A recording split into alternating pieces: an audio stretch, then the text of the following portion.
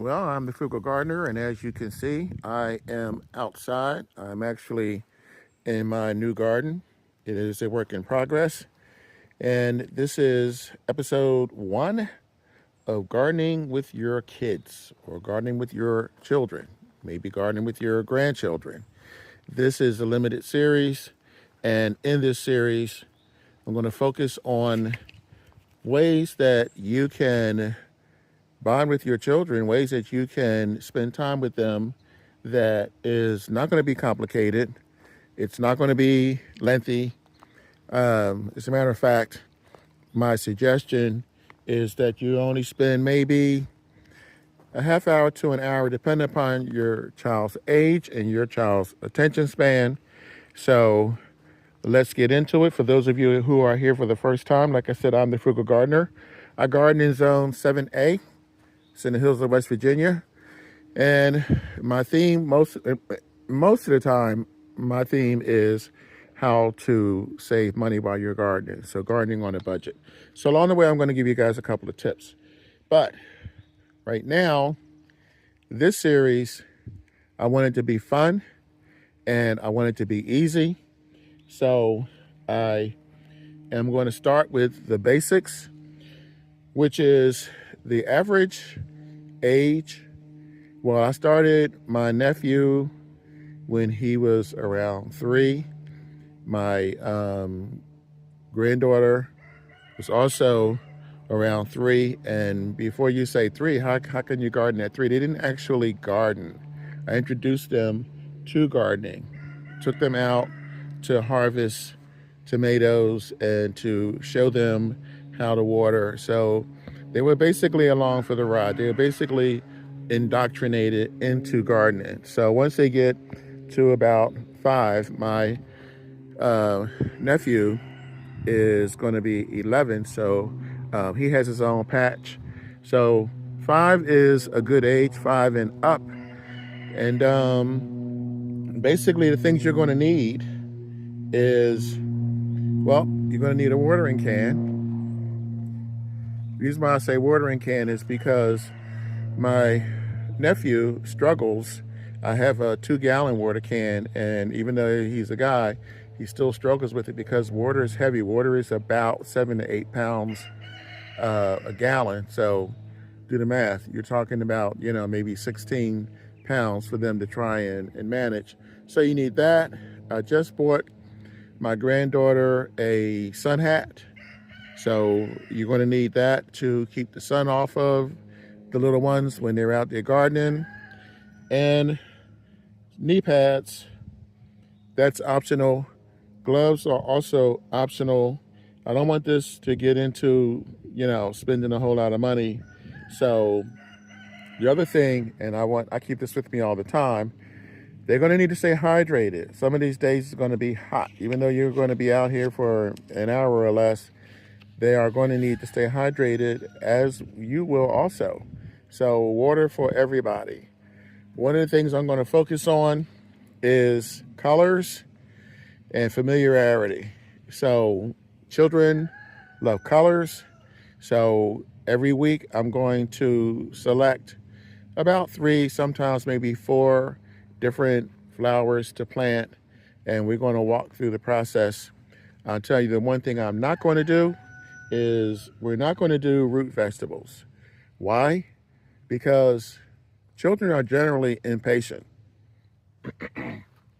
They want everything now. Well, I mean, adults do too, but you are working with children, you plant a seed, and they come back a week later and they don't see anything happening. You're going to lose them pretty quick. This is the reason why I don't want to do root vegetables, because you don't see anything. Well, you'll see, the leaves and branches, but you won't get anything towards the end. And you may wonder why these peanuts are here. I said earlier that you also want to plant things that the children are familiar with. And no, before you think I made a mistake, this is not a root vegetable. This is a legume. So basically, I've grown these in the past, and most people have never seen raw peanuts. They've never seen peanuts come out the ground. I did do a couple of videos on it, and if I can find it, I'll link to it. But this is one of the fun things that I want to do. I'm going to make that one of the first things on my list.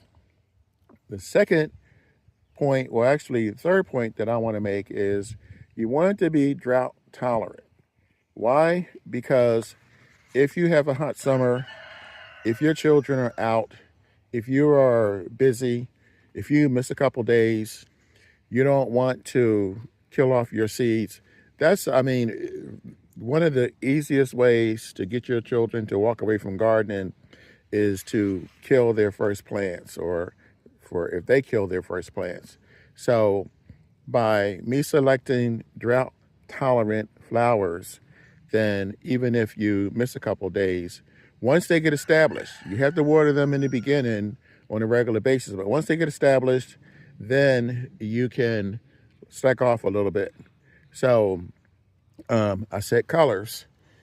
You can see right here, this is a wildflower mix. This is the Russell lupine mix. And that's another criteria that I have. I want to plant things that are going to come back next year. And in some cases, 2 or 3 years, maybe even longer.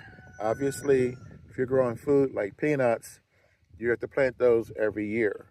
But 4 o'clocks, they're going to come back. I grew those in my old property, and they came back for 4 or 5 years. The children will be fascinated by those because they open up every afternoon, roughly about 4 o'clock.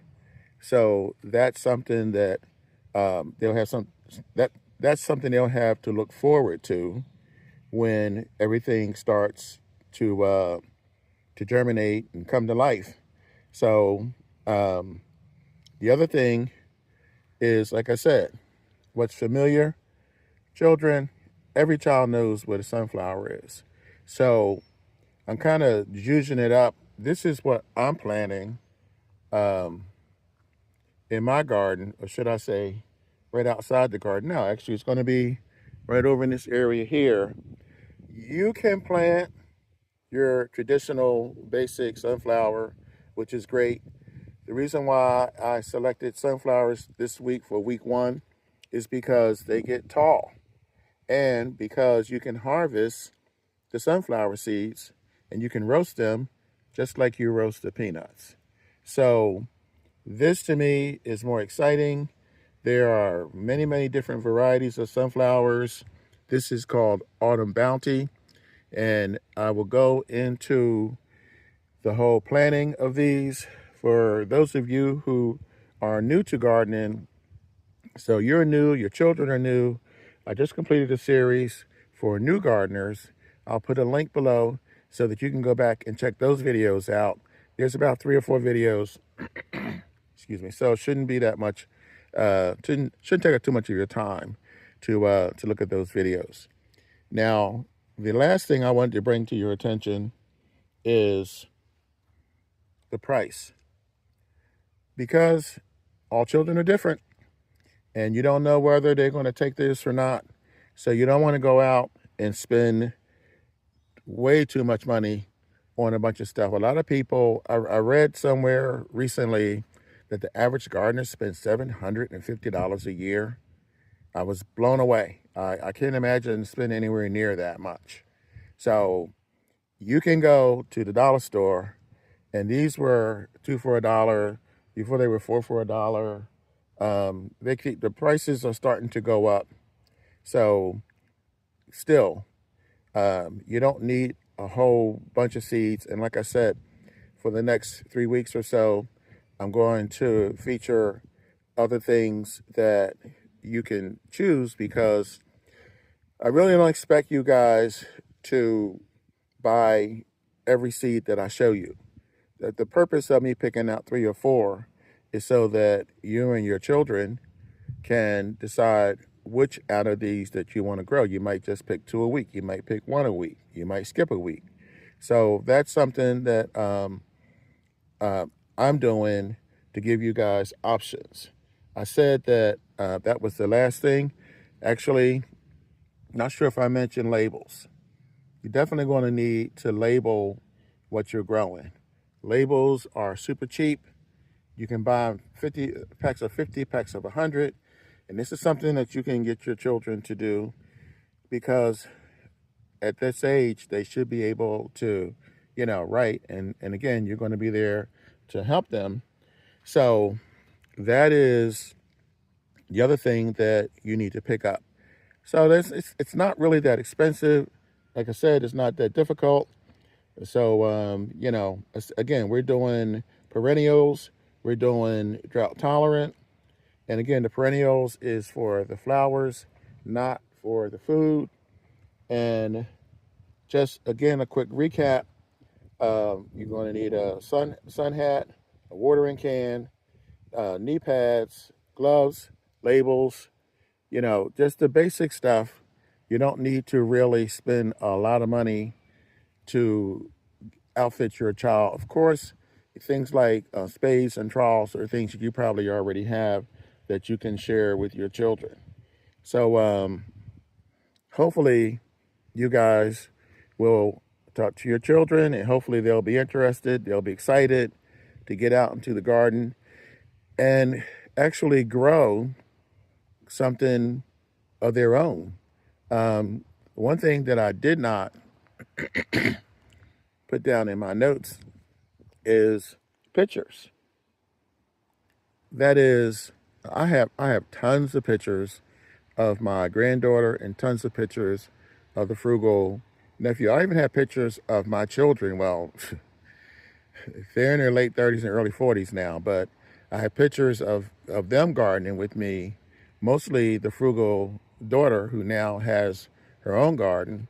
And these are, you can look back on these pictures with these children, and it's something that you guys can treasure as your children get older. And you can take pictures of the progress in your garden. So this way you can show your children like week to week or month to month, depending upon how long it takes to grow whatever it is you're growing, or even year to year. So that's it. You see, simple. It's not that complicated. It's not going to be something that you're going to have to spend a whole lot of time on. Next episode, I am going to go into in-ground gardening versus gardening in containers. I'm going to go into whether you should do starters or whether you should do direct sow. Again, not complicated. So that's it for today. Thank you guys for taking the time to watch this video. And I hope that you do at least consider gardening with your children this summer and for many years to come. I'm the Frugal Gardener. I'll catch you on the flip side. Remember, when you grow your own food, you'll always know where it comes from. You guys have a great day.